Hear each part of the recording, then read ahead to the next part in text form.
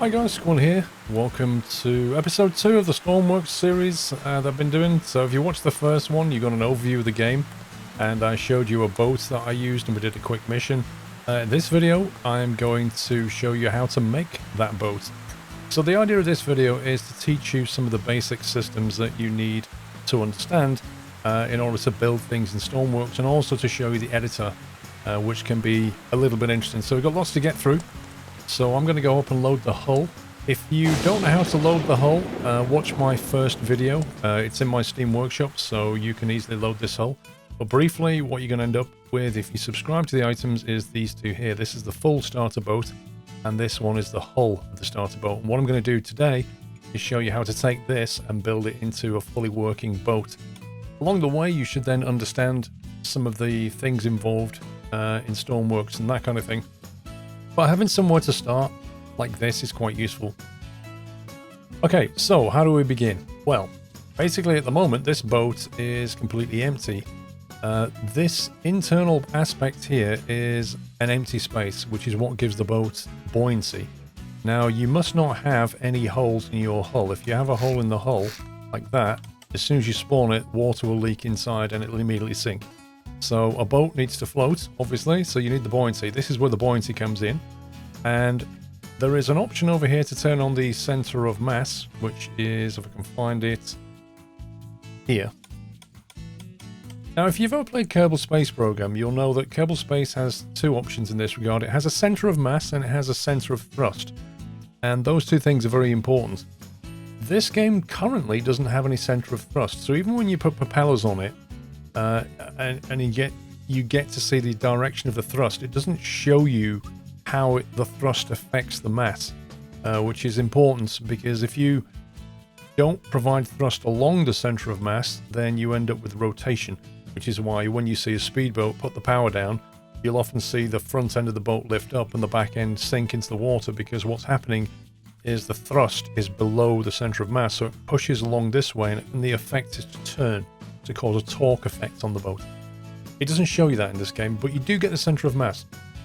When you're making things, this is quite important, particularly for something like airplanes, because if you put your main landing undercarriage in front of this, then it will cause, when you spawn the plane, it will just tip backwards. So you need to pay attention to this, because this is where the center of the mass is. This is where the center of weight is. Bear in mind also that it will change as you fuel, but not significantly. It is something that you need to keep your eye on, though, when you're putting things down. So in here is the empty space for the buoyancy. We're going to need to have some fuel tanks, which I'm going to put up the top here. And we're going to have the engine system and the main bits and pieces back here. And we're going to take you through the electrics and the logic systems. But first I want to talk about the editor for a minute, just so that you understand how to go about editing things in the editor. This won't be an in-depth tutorial of the editor, but it will give you the basics. So in the last video I mentioned that the first thing you want to do is make sure you're on free camera. That allows you to do W, A, S and D, Q and E, and hold down the right mouse button and rotate the camera. And once you've got those basic things, you can basically orbit around the vehicle, and you can go inside and do what you need to do. Along the bottom here there's a hotbar. You can drag items into the hotbar to use frequently. So when you press the tab key, that's going to bring up your component inventory. And with the component inventory, you can basically group things into categories like that. You can search for things if you want to. For example, if I want a pipe, I can search for pipe and it'll show me all the different pipe components. Bear in mind that it only shows you things that you've unlocked in the career mode. If you're in creative mode, you'll get everything. If you're in career mode, then you're restricted to what you see here, to the items that you've unlocked via research. So for example, if I want to have this pipe crossover on my hotbar, I just drag it down like that. If I want to put a standard square block, which I always have on one, I always have a block, a basic wedge, and a pyramid, and an inverse pyramid. I always have these four on my hotbar. And then generally speaking, I'll have pipes, but these in the middle tend to change around a bit. So once you've dragged things into your hotbar, you press the hotkeys 1, 2, 3, 4, 5, 6, 7, 8, 9, and 0. And that's how you can quickly move between different pieces. Now, if I get myself a pipe piece here, because this is useful to show you rotation, I'll just color it so that we can see it a bit easier. Now there are the 3 axes in the game, because obviously we're in 3D. You can more easily see them if you click on this and put the rotation labels on. And what this will do, this is kind of useful in the early days because you can get a feel for how things rotate. This is probably the most trickier aspect of using a 3D editor. But briefly, you press the K key, you can see it rotates around the green axis. See the green line coming out the top? It will rotate around that green axis there. If you press the J key, it will rotate around the red axis like that. And if you press the L key, it rotates around the L axis. So, you know, it's not important when it's a cube, but obviously if you want to put a wedge down or something, and you want to make sure it's oriented the right way, then you need to press, you know, the red key will rotate that way. Or you think to yourself, oh, I want the blue key, I want to rotate it this way. And that's how you put things down. Now the game is... Actually, I won't show you that. I'll just show you some other stuff. So there's also a symmetry mode that you can put on. Symmetry mode at the moment is disabled, but normally you would have it on the x-axis like that. You'd have the symmetry mode on the x-axis, and what it means is anything that you put down on one side, it will replicate. Excuse me, it will replicate on the other. You'll notice, however, that the symmetry at the moment that is not going through the middle of the boat. It's very important to make sure it does go through the middle of the boat, otherwise when you put things down they won't be in the right place. You can change the middle by clicking on this button here and then simply get rid of those labels, simply dragging the symmetry plane so that it's in the middle of whatever you're making. So now when I put something down on here, it'll immediately appear over here. See? It's quite cool. And it actually works in terms of, you know, in terms of wedges or whatever. If you put things facing out the way, if you drag it, by the way, it builds it out like that. So with this symmetry mode, you'll often find yourself using, particularly for a boat or something, you'll want things replicated on the other side. It saves a lot of time. Just a word of warning, when you're putting some things down, like wheels, turn off symmetry mode, because it will, you put a wheel down, it rotates clockwise. When it puts on the other side, it will go an anti-clockwise, which is not what you want. You want both to go clockwise. So you'll want to turn off symmetry mode at that point. That symmetry mode is the most useful, but there are planes, the other planes that you can use. These are less useful, but, you know, you can use them. Normally you would leave that one turned on though, because it is extremely useful. Now up here is the pilot seat, and this is the fuel connector here. You'll see on the hull I left the connection points in so that we could more easily build this thing out, so we've got somewhere to target our piping. This one here will go down to where the propellers will eventually go, come out the bottom there, and we'll have to plumb all that in. So let's get started, and we'll start to build out some of the engine components, and we'll talk about how the engines work in this game. Okay, now when you start the game in career mode, you'll only have access to one engine anyway. If you search for it, it'll be this one, it'll be the small engine. Later on you can get medium and large diesel engines, and then much later on you'll get access to jet engines. You'll also get generators and motors. Generators are turned by an engine like this, a jet engine or diesel. They're turned and they generate electricity. You put that electricity in batteries, and then you can use it to power motors. Motors will turn things like propellers, and that's more of a hybrid model. In this, what we're going to do is we're going to put down an engine, and we're going to basically hook it all up, and I'll show you how to plumb this thing together. Now, because we're in symmetry mode, what's happening is it wants to put 2 engines down, you see. But if we just put it here for now, we'll talk through some of the components of this thing. So here's the engine. If we click on this select icon here, you can look at properties, by the way. So what I did then was I clicked on, let me go back to a block. I hate having that thing dancing around the screen. So if you click on the select key, then you can look at properties of certain components. This one, it's how much of its power you want it to generate. Well, we always want 100%. The RPS limiter is there because if the RPS of this engine gets too high, it will explode. Now 20 is a good number for a diesel engine. A diesel engine operates most efficiently when it's running at about 7 RPS. Now this is rotations per second. Normally when we look at engines, we talk about rotations per minute.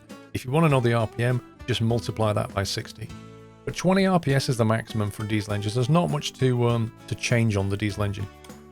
However, one of the things we do want to look at is the piping. You'll see that there's coolant in, there's coolant out, there's fuel in, exhaust out, and then there's the air intake. Additionally, there's the actual axis here, crank if you like, which is where the power will come out of. Now all of these are connected via pipes, and the pipes you can find by pressing tab and just go pipe. There's different types of piping, everything from straight pipe to a 90-degree angle, a T-junction, and then all these kind of omni pipes and pipe crossovers, which are specialist pieces. And then these block ones are exactly the same as these, except they're filled in blocks, and we will use these in a second. So in terms of engine placement, what I want to do is I want to rotate this engine 90 degrees. I don't want it to be sat like this. So in other words, what I actually want to do, if I type in engine, what I actually want is I want the engine like this, but I want it rotated that way, because it will just make life a little bit easier when we come to plumb this thing in. So because it needs to be mounted on something, I'm going to mount it on a block. So what I'll do is I'll just build a little block like that, which will give us somewhere to mount this engine. So we click on the engine. Now we've got this flat surface. We can put this thing down like that, and we've got ourselves our engine mounting, and that allows us to basically have the drive come out of here and go straight into those pipes there, which will come out to propellers. This is the actual turning force. It can be turned 90 degrees, no problem. It doesn't model that in the game. It's just power going down this pipe. So what do we need to do? Well, this is a fluid port that I put on the bottom here. Fluid port allows fluid to be exchanged with the outside world, or for example, if you're doing fuel transfers, you can have a fluid port allow you to move fuel from the inside of one tank to the outside of another tank. This particular exit port here is coolant in. So this is going to be taking cold water from the sea and pumping it into the engine to cool it down. So what I like to do is I like to color code that in a nice blue color. So we'll click on that and just send that upwards. And then we'll click on the 90-degree one. We'll put that down. Now this is where you need to start thinking about the axis rotation labels. To me, I know intuitively, I press the K key, it will rotate it like that. Now notice I'm not in symmetry mode at this point. I do not want symmetry mode for this bit. I'm just going to leave it off symmetry mode and put this piping in like that. Then this one over here is going to be the coolant out. So this is the hot water coming out of the engine effectively. So I want this one to be orange.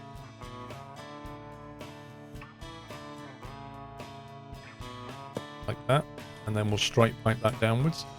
You don't need to color code this. This is purely cosmetic, but I find it kind of helps you to understand what is being piped to where, kind of thing. Now I put an air intake box down here, and the piping for that comes out just here. So what I want to do is I want to pipe the air intake, which is this one here. I want to pipe it straight down and then send it up to that thing. So if I go for grey or clean air like that, and have it come in, and you notice it's sat in front of the exhaust port there, so we probably want to just turn this slightly, or we can have the, actually no, we'll just have this one straight pipe down. We'll make the exhaust go around it. So we come in like that, and then 90-degree like that. So that's the air intake done. The next one's going to be the exhaust port, which I think was this one, this side here. So we'll go for a darker color. You can go for black if you wanted to. Nice dark dirty color, because that's what exhaust is. And this will run parallel down here.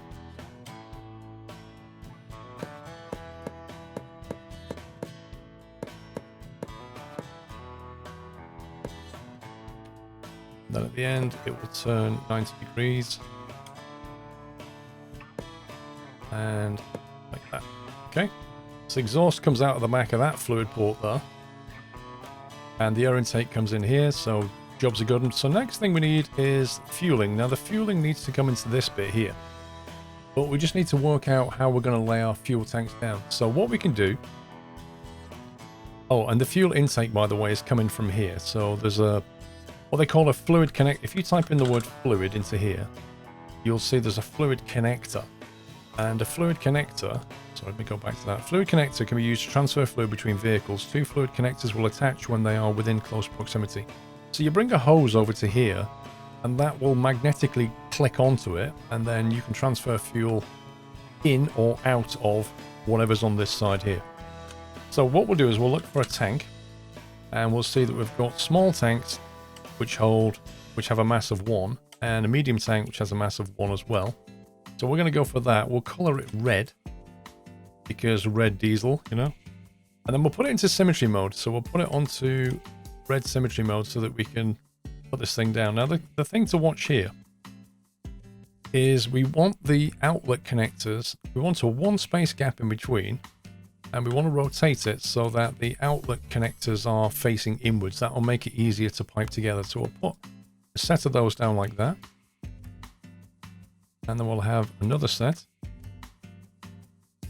And another set. And then finally another set like that. We go back to pipes. So we've got 8 fuel tanks. We could possibly squeeze another one in, but we won't. That's already bringing the center of mass a little bit forward. So 8 tanks should be more than enough. Each one holds, I think it's 187 liters or so. So 8 of those should give us plenty of space, like 1500 liters or something like that. So this is the tricky bit. We want to come down here, and then what we want to do is we want to split. So I'll start by putting the 90-degree brackets on, because that'll make life a little bit easier. 90-degree pipe sections like that. That's where we want them to join into. So we're going to plumb this whole thing together, and then it's going to uplift into here. So to do this, we want a cross piece. So we're going to look for pipe, and then we'll find a pipe cross like that. If we put it here, and then we press the L key, sorry, not the L key, the J key, that'll rotate it like that. And then we'll do the same for that one. But for these, we want a T-piece, because we don't need to carry on after this. So we'll put a T-piece down on each end. So you want a T-piece on the ends, and you want a pipe cross in the middle. And then we're going to put down the piping like that. And then for this bit, we just need to add the upright connector. So we need a T-piece on that one. Just rotate it the right way. And finally, a piece like that. There you go. So all I've really done is pipe it from up into the 8 tanks. They're all connected now. So when fluid comes in from the top, it will fill those 8 tanks. These 8 tanks now need to go off and connect to the engine. So what we're going to do is just change this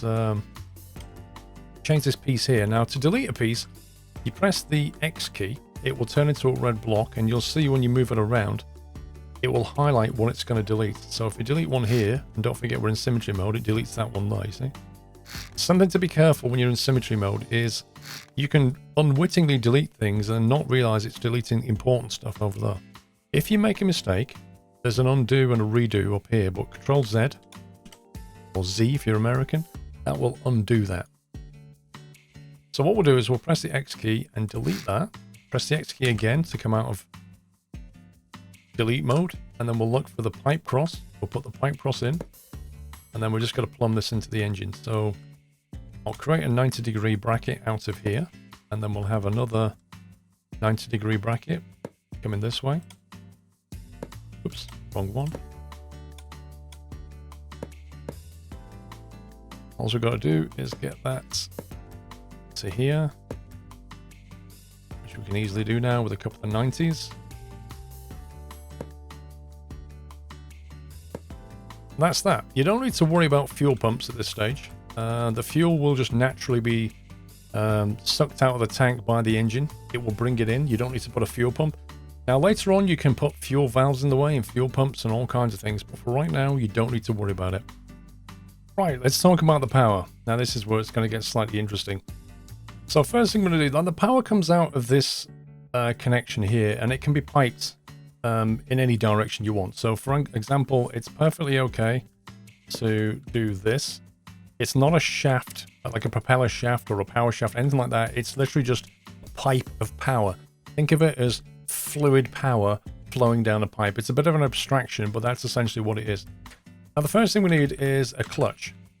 And if you click on a clutch, it says a clutch for managing the transmission of power between 2 nodes. So in this case, it's going to take the power coming from the engine and allow us to control the power connected to the propeller. In other words, when the engine's up and running, firing and generating power, if this clutch is reading a value of 0, in other words, the clutch is on 0, nothing will be transmitted to the propeller. The propeller will stay stationary while the engine's running. If you send it an input signal towards 1 being the maximum, it will send anything from 0 to 100% of its power from the engine to the propeller. And that's what a clutch does. It allows you to control the power coming from the engine to the propeller. Otherwise, what would happen is without this, you would get maximum propeller speed all the time and you couldn't control it, which is not much good when you're trying to slow down. Next thing we need is a gearbox. Now, a gearbox works just like any other gearbox. The rotation of your engine compared to the rotation of the wheel or propeller or rotor or whatever it is you're driving often can't be the same. So what you need to do is put a gearbox in the way that allows you to translate the speed of your engine to the speed of your propeller. It also allows you to, as it says here, changing the torque values by directing these arrows. Now, if we just put one of these things down, I'll just explain this briefly. If you click on the properties, and I clicked on select and then selected this, you've got two gears in this gearbox. The default gear, which is this one, ratio 1, and then the gear that you can switch it to, which is this one here. So if I put this, for example, on 2:1 ratio, what does that mean? Well, by default, 1 turn of the engine is going to translate to 1 turn of the propeller. If I put this into the second gear, 2 turns of the engine will translate into 1 turn of the propeller. That's 2 turns of the engine, or 2 turns of the input will translate to 1 turn of the output. That means the engine is going twice as quickly as the propeller. That puts it in a state where you get a much higher torque setting. If you think about, say, if you ever had a bicycle with gears on it, what that would mean is that this cog is a small cog, this cog is a big cog, and you will have to turn your feet twice to make your wheel go around once, effectively, is what that means. Normally, you wouldn't run it in this state. You'd probably run it the opposite way around. You tend to run it more like this.